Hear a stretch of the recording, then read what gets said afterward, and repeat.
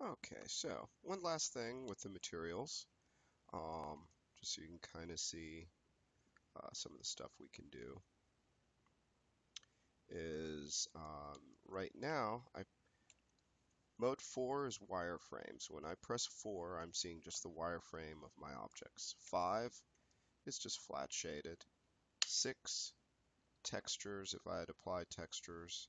And 7 is the lighting. And remember, we have to get the lighting, once we hit 7, we have to make sure it says shadows are being calculated in real time. Now, just on a side note, if you decide, like, let's say if some of this was gold or, you metallic or chromy and you wanted that sort of shiny look, because right now it has a shine to it, and we can go into different materials and tighten up or broaden that shine, you see, and we can actually really tighten that up a lot more if we want. I can go past the values, see? So now it's really on the white, it's a really sharp shine inside of there. And I could do that if I wanted to for the red as well, where right now it's this very diffused specular highlight. If I put 150 in there, or even 250, we could see it sharpens it a lot going across there, right?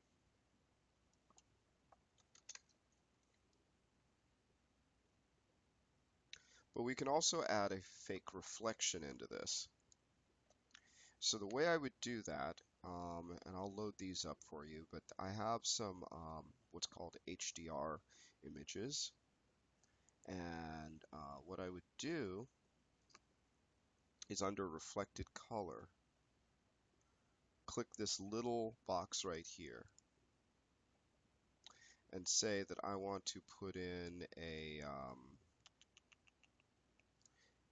let's say, an environment sphere.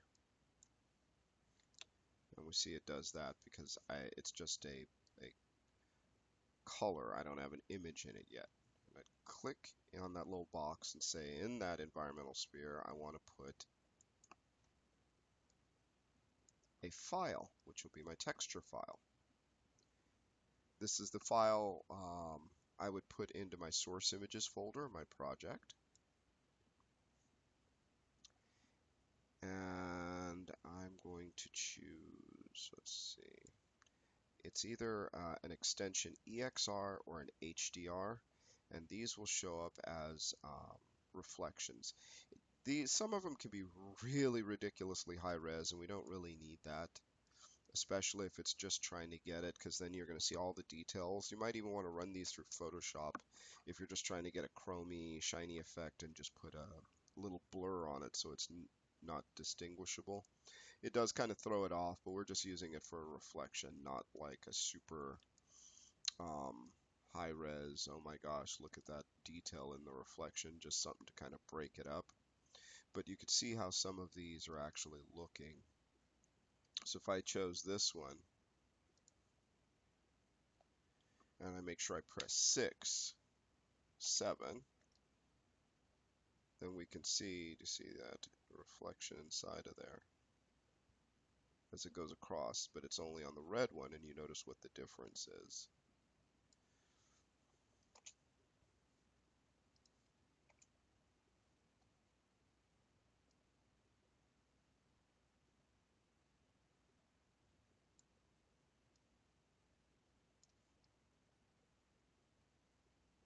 And that's a way of getting that kind of reflection kind of going on. I could do that to only a certain one or all of them or whatever the case that I wanted, but that's basically it. We'd go to the reflected color, you'd click, you'd put in an environmental sphere, and then under image you'd bring in a file, and just so you can kind of see the difference, and it has to be either a spherical or panoramic, just so you can kind of get the idea on it. And it's either an EXR or an HDR. You can download them for free, or you can, I wouldn't worry right at this point about making your own, but just so you can kind of see, let's pick, Yeah, don't use the super huge ones for what we're doing right now. It'll just kind of slow things down.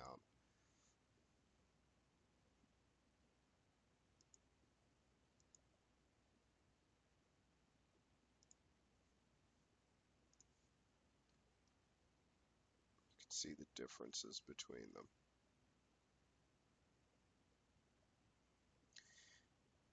How that's controlled, click here, oops, is the amount of reflectivity. If I don't want it as strong, I tone that down a lot. See, if I want it really high, it's like a mirror. 1 is a mirror, 0 is totally flat, and then just a slight variation in it will give you just a little bit of a reflection to break things up a little bit.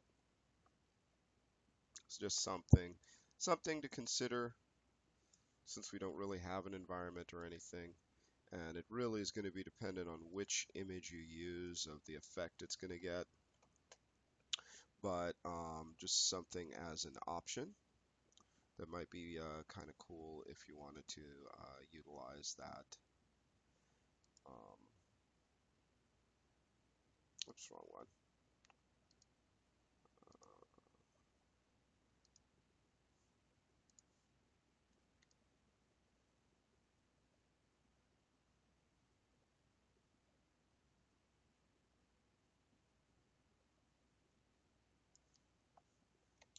Can't really tell because of the environmental sphere.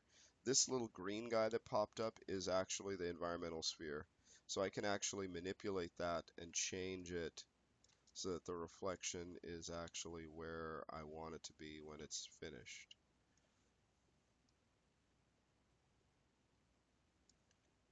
But just something to consider.